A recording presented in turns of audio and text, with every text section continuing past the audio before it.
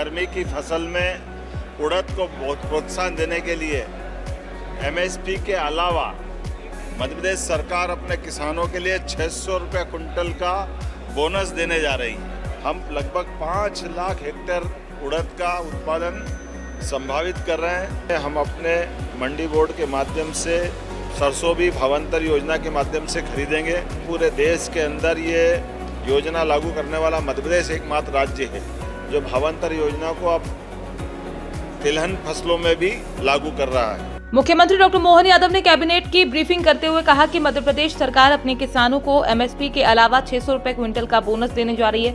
ये अपने आप में बहुत बड़ी घोषणा है। उड़द का समर्थन मूल्य 7800 रुपए प्रति क्विंटल है। इससे 600 जोड़कर आगे बढ़ाएंगे भावांतर योजना, जिसके माध्यम से लगभग 1500 करोड़ की सहायता किसानों को सोयाबीन उत्पादन के माध्यम से दी गई। इस प्रकार से सरसों खरीदी को लेकर सरकार की कैबिनेट ने आज निर्णय किया है। मंत्री बोर्ड के माध्यम से सरसों की भावांतर योजना के माध्यम से खरीदेंगे। ये योजना लागू करने वाला मध्य प्रदेश एकमात्र राज्य है जो भावांतर योजना को अब तिलहन फसलों में भी लागू कर रहा है। आज मध्य प्रदेश सरकार के द्वारा, जैसा कि मैंने पहले ही बताया था, हमारे राज्य के अंदर किसानों के लिए किसान कल्याण वर्ष मनाने की जो घोषणा की गई थी, और जैसे कि मैंने कल अपने विधानसभा में वक्तव्य में कहा था कि हम अपने राज्य के किसानों की आमदनी बढ़ाने के लिए खास करके गर्मी की फसल में उड़द को बहुत प्रोत्साहन देने के लिए एमएसपी के अलावा मध्य प्रदेश सरकार अपने किसानों के लिए 600 रुपये कुंटल का बोनस देने जा रही है।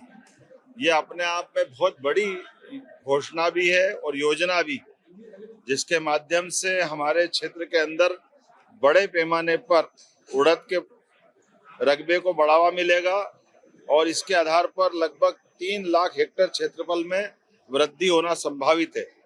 हम लगभग 5 लाख हेक्टेयर उड़द का उत्पादन संभावित कर रहे हैं और ये जानकारी के लिए बताना चाहूँगा कि उड़द का समर्थन मूल्य 7,800 रुपये प्रति कुंटल है। ऐसे में हम अपना 600 रुपये जोड़ करके ये उस तरह से उसको आगे बढ़ाएंगे जिसकी आवश्यकता है। मैं अपने किसानों के लिए खासकर आज जो कल कहा था, आज कैबिनेट में मंजूरी जो दी गई है।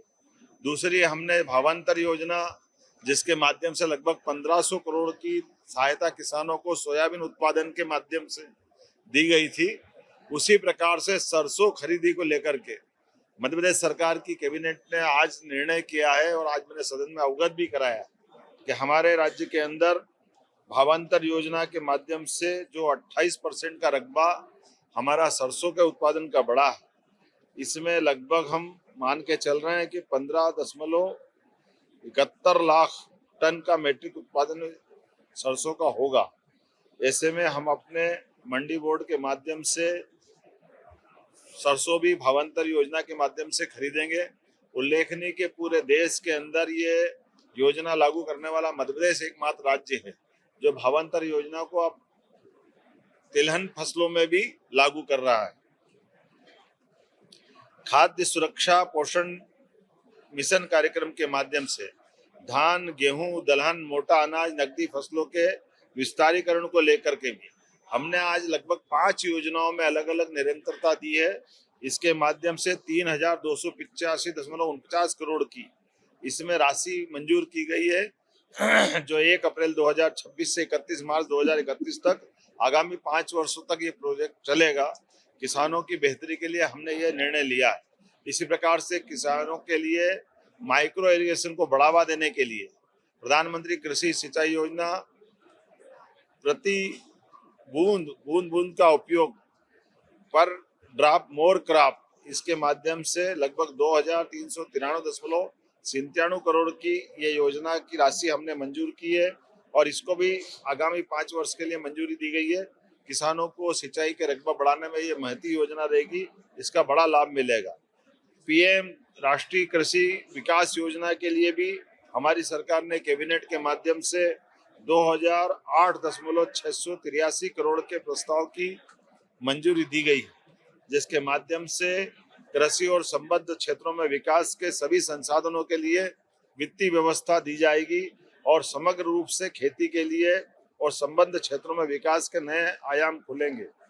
हमारी सरकार मध्य प्रदेश वैसे भी देश भर में प्राकृतिक खेती के लिए सबसे बड़ा रकबा लेकर के उसमें प्रमुख भूमिका, अग्रणी भूमिका रहता है।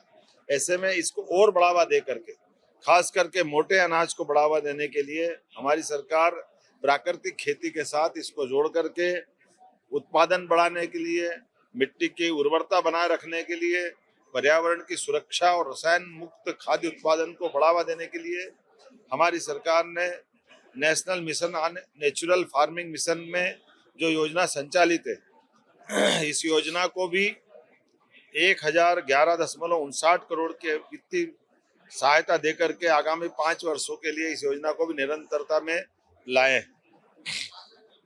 तिलहन फसलों के लिए भी हमारा राज्य बहुत तेजी से काम कर रहा है। ऐसे में तिलहन उत्पादन को प्रोत्साहन की आवश्यकता है, क्योंकि इसके अभाव में आयातित तेलों पे हमको दूसरे देशों पे निर्भर रहना पड़ता है खाद्य तेलों के लिए। ऐसे में हमारे राज्य ने तिलहन के लिए आयल सीड योजना, राष्ट्रीय खाद्य तेल मिशन की इस योजना के लिए आज 1793.87 करोड़ की इस योजना की निरंतरता की स्वीकृति दी है। इस योजना के माध्यम से हम अपने राज्य के अंदर आयल सीड को भी बढ़ावा देंगे। इन 5 योजनाओं के माध्यम से आयल सीड सहित मोटा अनाज और सभी प्रकार की सिंचाई और सबको जोड़ें तो 10,493.60 करोड़ की वित्तीय आकार की स्वीकृति आज कैबिनेट के माध्यम से मिली है। मैं अपने राज्य के लगभग 1.25 करोड़ से ज्यादा किसानों को बधाई देना चाहूँगा जो प्रत्यक्ष खेती में लगे हैं, और राज्य के अंदर इससे जुड़े हुए बाकी सब वर्गों को जोड़ा है। तो पूरे प्रदेश को बधाई देना चाहूँगा जिनने किसान कल्याण वर्ष के माध्यम से हम जो बड़ी सौगातें दे रहे हैं, इसका लाभ हमारे राज्य में भी हो रहा है और राज्य का कृषि रकबा भी बढ़ रहा है, कृषि विविध फसलों को भी प्रोत्साहन मिल रहा है, प्राकृतिक खेती को भी प्रोत्साहन मिल रहा है, आयल सीड को भी प्रोत्साहन मिल रहा है। मैं अपने राज्य के सभी वर्गों के साथ साथ पीने के पानी के लिए भी हमने अपनी आज कैबिनेट में निर्णय किया है कि वो पंचायतों के माध्यम से किसानों के समान अपने ग्रामीण जनजीवन में भी पेयजल की उपलब्धता सुनिश्चित करें।